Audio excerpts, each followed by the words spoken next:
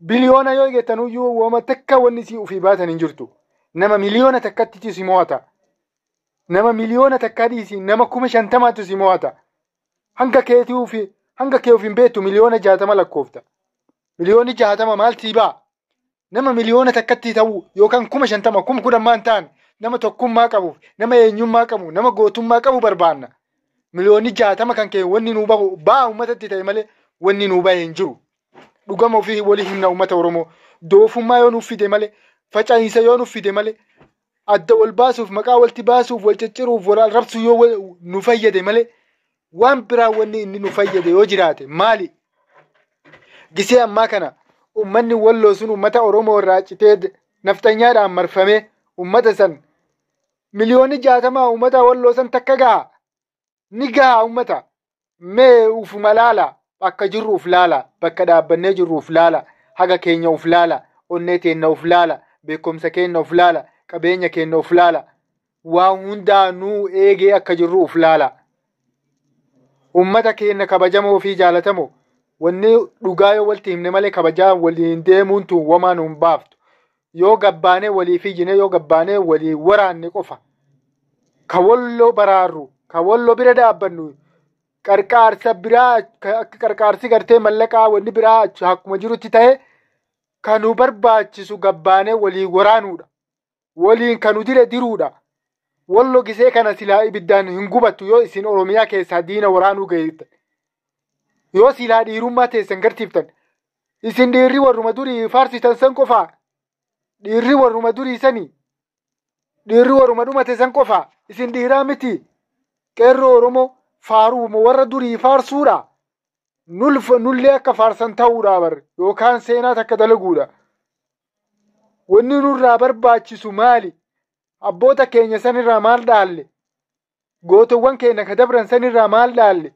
Yaa uummata Oromoo gootummaa durii isaan yaaddee yookaan sanumaaf boottee yookaan sanumaaf faarsuu qofaa miti. Siidama sanii dhaabuu qofaa miti. Siidaan kan keellee akka dhaabamu situuf godhaa bar. Maal keessa jirra? Eessa keessa jirra? Mee uf laalaa uummata Oromoo. Nu hedduu takka qoshoshamnee jirra. Hedduu takka kufnee jirra. Hedduu takka eegee jirra. Hedduu takka waa hundaan duuba jirra. Maaliif akkana? Maaliif nu barbaachise kun? Rakkoo keenya, rakkoo uummata Walloo rakkoo keenya. Mallaqa qofaanii miti ka bira dhaabbannu uummata Walloo. Asiiyyuu hafuura nama kutuudha. Asiiyyuu warri koree gandaa keessa jirtuuf akkasuma dalaydooti mootummaa hundinuu mootummaa kanattis waan fedhe ta'e mootummaan kun ba'aa uummata ta'ee jira. Fannoo kanas nami leenjisee gabbaase duraanisuma ammuma tana afaan itti jijjiirattee irra jalaa deebite malee. Uummata kana nami nu rakkoorse mootummaa kana. Uummata gartee obbo Diyoo tana. Obbo Diyoon duraanuu baktiidha. Baktii isii osoo torba dhitte hin qulqullooftu isiin. Uummata kiyya kabajamoo fi jaalatamoo. Dhugaa yoo walitti himne malee dhugaa wajjiin tana yoo walitti himne malee wajji deemuu hin dandeenyu. Uummata keenya ka Walloo bira dhaabbanna yoo jettan. Uummata keenya ka Walloo bira dhaabbanna yoo jettan. Tokkummaadhaan gabbahaati. Ilaa daangaatti, ilaa naannootti, ilaa godinaatti hundi keessan ka ilaa mootummaa ilaa jalaatitti uummanni guutuun gabbahee uummata Walloo sagalee ta'uufii qaba. Yookaan mootummaa gabbahuudha.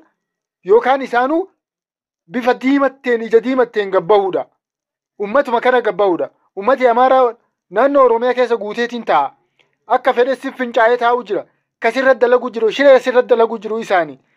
Maaliif teessifta of keessa wanni ati of keessa teessiftuuf hin jirtu?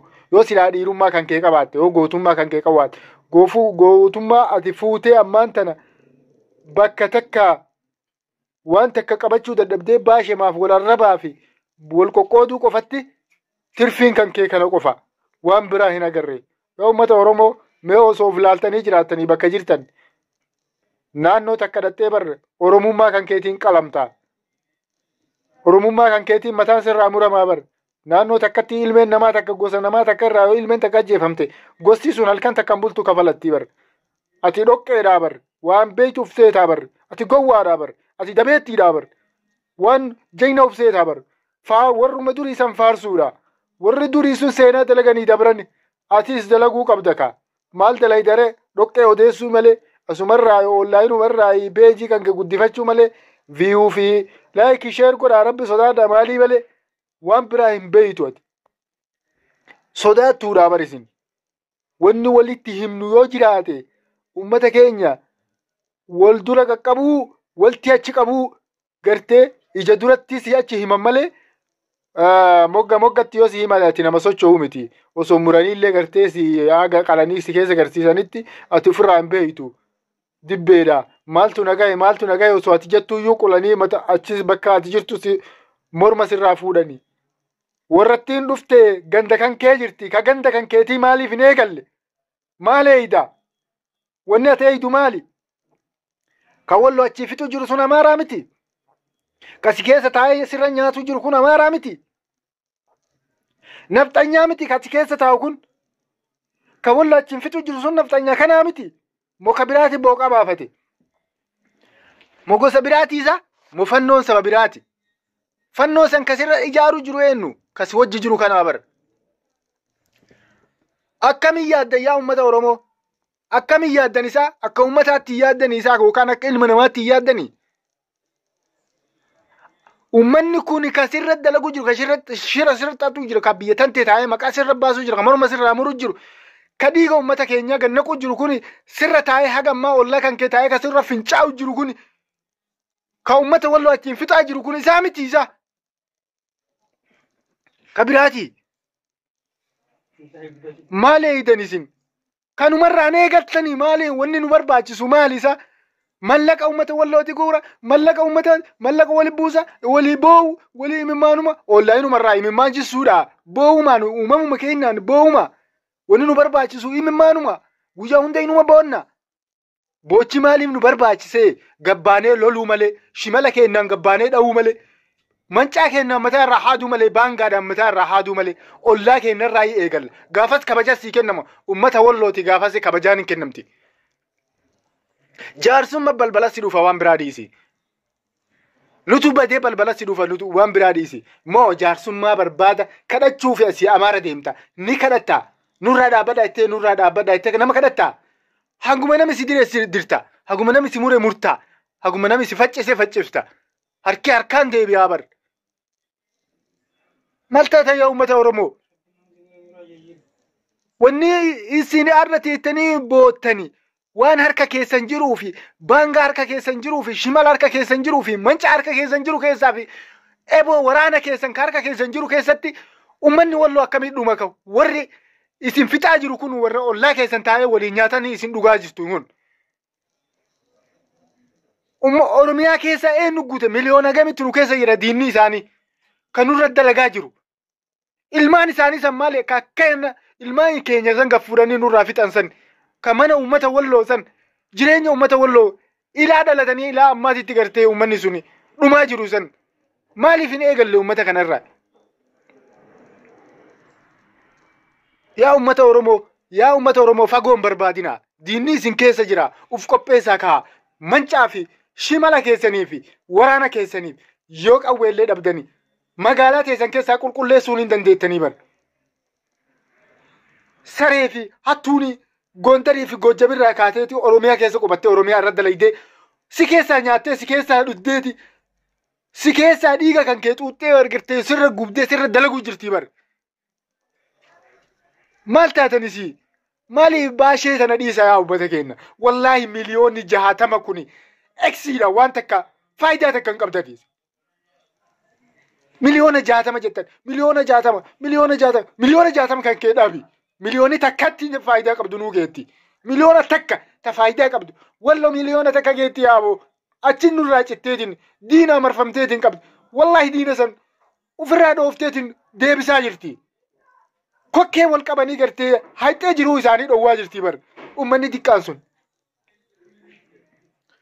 isini kutaan 11 kuni amaara diina keessan ka Oromiyaa keessa jiru kana baasuu dadhabdaniitiin ofirraa dhowwuu dadhabdaniitiin kabajaa ofitti goosisuu dadhabdaniitiin ofiiyyuu kabajaa dhabdanii gandatti wal qoodanii maal faayidaa qabdan isin nama faayidaa qabu isin nama gandatti wal qoodee naannoo wal qoodee gosaan gosatti wal qoodee maqatti wal baasee wal cicciree isin faayidaa qabdan isin nama akka ijoollee waan guddatuu miti isin hin guddatanii ammallee haga jirtan abaarsa qabdan isin maal isin naannoo isaatiin fiiga, namu gosa isaatiin fiiga, namu godina isaatiin fiiga.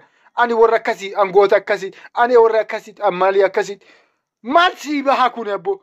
Kasi ajjeesu jiru sun gosa kan keetiin ajjeesu jira abbo, oromummaa kan keetiin baddu.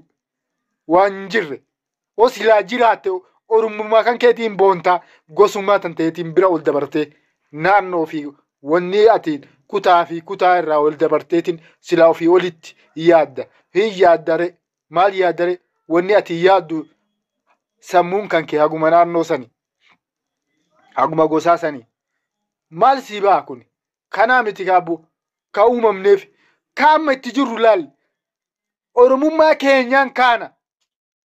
Oromummaa keenyaan wanni hundinuu kan wajji dhaabbannu oromummaa keenya yoo qabaanne maaliif gabbaanee uummata wallootiif hin dhaabbanne sagalee maaf hin taaneef maaliif irraanfachiisne? Qarqaaruu mallaqa duwwaatii miti yaa'u irraanfachiisuudha ka barbaachisu. Asiin eegalimee Oromiyaa keessaan dawaanii argarta. Torbaan takkatti ati Oromiyaa keessaa eegalte dubbima diqqoo takka mee jabeessiiti. Tokkummaadhaan gabbahaatiin magaalaa Oromiyaa takka keessa waa eegaliiti. Tokkuma faffacisiiti masaarraa mummurii yoo ati kabajaan argatin Oromoo waan biraa dawaan barbaadin hin gowwoomin. Dawaan kanaan ala sii dhufu hin jiru. Jaarsummaan dawaan sii dhufu hin jiru. Mootummaa dhaheenarraa deebisaa wanni sirraa deebisu hin jirtu. Mootummaa naannoo Oromiyaa dhaheenarraa deebisaa jettee wanni ati dubbattu hin jirtu. Sanii miti dubbiin jirtu yaa Oromoo hin wallaalina.